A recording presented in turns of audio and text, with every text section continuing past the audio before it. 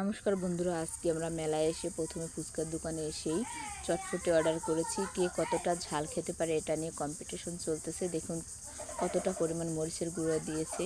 তো একজন তো একেবারে কান্না করে দিয়েছে, চোখ দিয়ে জল বেরিয়ে এসছে। তো এখানে আবার ফুচকা সাজানো আছে, কে কতটা ফুচকা খেতে পারে আর কতটা ঝাল খেতে পারে। এই যে মরিচের গুঁড়া, তারপরে বিট লবণ সামনে তো দেখতেই পাচ্ছেন রেখে দিয়েছে, কে কতটা খেতে পারে এটা নিয়ে এক একজনের চোখ দিয়ে জল বেরিয়ে যাচ্ছে, কিন্তু তারপরও কেউ থামছে না, সবাই খেয়েই চলেছে। আর এখানে প্রতিযোগী আছে 10 জন, কে কতটা ফুচকা খেতে পারে দেখুন। আর আপনারা তো জানেন মেয়েরা ফুচকা খেতে ভীষণ পছন্দ করে।